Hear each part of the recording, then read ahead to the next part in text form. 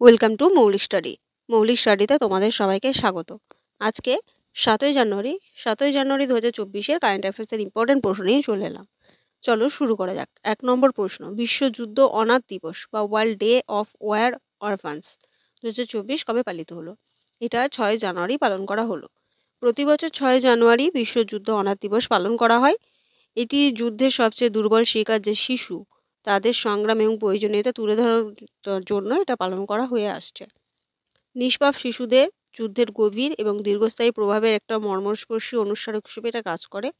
এটা প্রতি বছর ৬ জানুয়ারি পালিত হয়। এবছরের থিম হচ্ছে orphan lives matter and standing up for war affected children.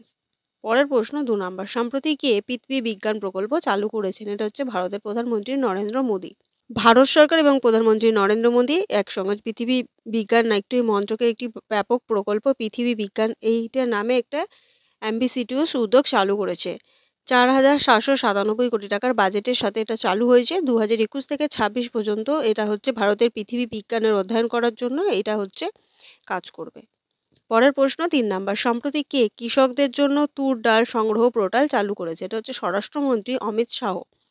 কৃষি সংস্কারের দিকে একটি উল্লেখযোগ্য পদক্ষেপ স্বরূপ কেন্দ্রীয় মন্ত্রী অমিত শাহ তুর ডাল সংগ্রহ পোর্টালের উদ্বোধন করেছেন, যা কৃষকদের তাদের প্রোডাক্ট রেজিস্ট্রেশন করতে এবং national agriculture cooperative marketing federation of India limited এবং ভারতের national cooperative consumer federation of India লিমিটেডের কাছে বিক্রি করতে সক্ষম হবে। পরের প্রশ্ন ৪ নম্বর, সম্প্রতি কে মাই ভারত মেরা যুব ভারত থিমের ওপর আয়োজিত যুব সংলাপ অনুষ্ঠানে যোগ দিয়েছেন? এটা হচ্ছে অনুরাগ ঠাকুর, তিনি যোগ দিয়েছেন। কেন্দ্রীয় তথ্য ও সম্প্রচার মন্ত্রী অনুরাগ ঠাকুর শক্তিশালী ও সমৃদ্ধ ভারত গড়তে তরুণদের প্রধান ভূমিকা পালন করার জন্য তিনি অনুপ্রাণিত করেছেন এবং তিনি দিউয়ের মালালা অডিটোরিয়ামে মাই ভারত মেরা যুব ভারত এর থিমে নেহেরু যুব কেন্দ্রে আয়োজিত যুব সংলাপ অনুষ্ঠানে বক্তব্য রেখেছেন এবং অনুরাগ ঠাকুর দেশের তরুণদের শক্তিকে জাতি গঠনের দিকে চালিত করার জন্য জোর দিয়েছেন। ২০৪৭ সালের মধ্যে একটি উন্নত ভারত স্বপ্ন বাস্তবায়নের জন্য তিনি সবাইকে আহ্বান জানিয়েছেন। পরের প্রশ্ন ৫ নম্বর, ২০২৪ সালে রাজ্যসভার কতজন সদস্য অবসর নিতে চলেছেন? এটা হচ্ছে 68 জন সদস্য। এবছরে ভারত রাজনৈতিক ল্যান্ডস্কেপে একটি উল্লেখযোগ্য পরিবর্তন ঘটতে চলেছে, কারণ এই 68 জন সদস্য রাজ্যসভার সদস্য, তার মধ্যে 9 জন কেন্দ্রীয় মন্ত্রী অবসর নিতে চলেছেন। সংসদের উচ্চকক্ষে 6 বছরের মেয়াদের জন্য যেসব শূন্যপদে নির্বাচিত হয় তাদেরকে এই প্রতি 6 বছর অন্তরে যে মানে অবসর নেয়, তার মধ্যে এবছরের এতজন অবসর নিচ্ছে। পরের প্রশ্ন 6 নম্বর, সম্প্রতি কোন বাঙালি লেখক 2023 কুম্ভেপু পুরস্কারে ভূষিত হয়েছেন? এটা হচ্ছে শীর্ষেন্দু মুখোপাধ্যায়। শীর্ষেন্দু মুখোপাধ্যায়দের সাহিত্যিক অবদানের জন্য একটি মর্যাদাপূর্ণ স্বীকৃতিস্বরূপ 2023 কুভেম্পু রাষ্ট্রীয় পুরস্কারে ভূষিত হয়েছে। প্রখ্যাত কন্নড় কবি কুভেম্পুর সম্মানে এই জাতীয় পুরস্কারের নামকরণ করা হয়েছে। এই পুরস্কার এমন লেখকদের দেওয়া হয় যারা কোনো ভারতীয় যে কোনো ভাষায় লিখতে পারে বা গুরুত্বপূর্ণ অবদান রেখেছে, তাদেরকে দেওয়া হয়। শীর্ষেন্দু মুখোপাধ্যায় তিনি একজন সুবিশাল সাহিত্যিক, কর্মজীবনে একজন দক্ষ লেখক। তিনি 90টির বেশি বই লিখেছেন এবং বিভিন্ন ধরনের শৈলী তার মধ্যে আছে। তার মধ্যে ভ্রমণ কাহিনী, শিশুদের জন্য কথা সাহিত্য এগুলো অন্তর্ভুক্ত আছে। আর কুভেম্পু পুরস্কারে কে দেওয়া হয়? নগদ ৫ লক্ষ টাকা এবং একটি রূপোর পদক, একটি শংসাপত্র। পরের প্রশ্ন ৭ নম্বর, সম্প্রতি কোন দেশ আগামী 10 বছরে ভারতে 10,000 মেগাওয়াট বিদ্যুৎ রপ্তানি করতে চলেছে? এটা হচ্ছে নেপাল। পররাষ্ট্রমন্ত্রী এস জয়শঙ্কর বর্তমানে নেপালে তার 2 দিনের সফরে গেছেন এবং আন্তঃসীমান্ত ট্রান্সমিশন লাইনের উদ্বোধন করতে নেপালের পররাষ্ট্রমন্ত্রী এনপি সৌদের সাথে একটি চুক্তি করেছে এবং দুই দেশের মধ্যে সংযোগ বাড়াতে জ্বালানি খাতের সহযোগিতা বৃদ্ধিতে একটি চুক্তি করা হয়েছে। সেখানে নেপাল ভারতকে 10 বছরের মধ্যে 10,000 মেগাওয়াট বিদ্যুৎ রপ্তানি করবে, এই প্রতিশ্রুতি দেওয়া হয়েছে। নেপালের রাজধানী হচ্ছে কাঠমান্ডু। প্রধানমন্ত্রী হচ্ছে পুষ্প কোমল দাহাল আর মুদ্রা হচ্ছে নেপালি রুপি। পরের প্রশ্ন 8 নম্বর, সম্প্রতি কে কানাড়া ব্যাংকের এমডি হিসেবে নিযুক্ত হয়েছেন? এটা হচ্ছে পি সন্তোষ।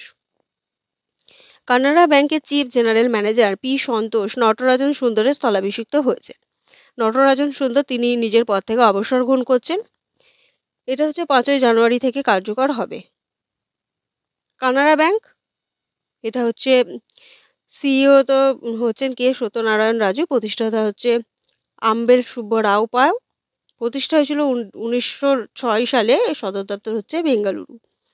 পরের প্রশ্ন ৯ নাম্বার। সম্প্রতি কে নৌবাহিনীর ভাইস চিফ হিসেবে নিযুক্ত হয়েছেন? এটা হচ্ছে দীনেশ কে ত্রিপাঠী।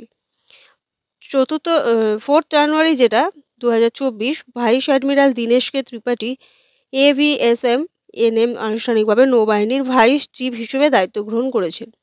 শ্রদ্ধা এবং স্মরণের প্রতীক হিসেবে ভাইস অ্যাডমিরাল দীনেশ কে ত্রিপাঠী সেই সাহসী হৃদয়ের প্রতি শ্রদ্ধা নিবেদন করেছেন যারা জাতির সেবায় সর্বোচ্চ আত্মত্যাগ করেছে। ন্যাশনাল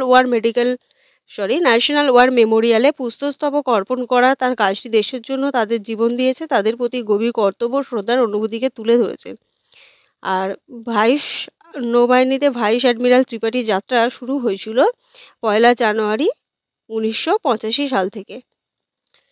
তো ভারতীয় নৌবাহিনী সম্বন্ধে একটু বলি। এটা প্রতিষ্ঠা ছিল 26 জানুয়ারি 1950, কিন্তু নৌবাহিনী দিবস পালন করা হয় 14 ডিসেম্বর। আর নৌবাহিনীর প্রধান হচ্ছেন অ্যাডমিরাল আর হরিকুমার।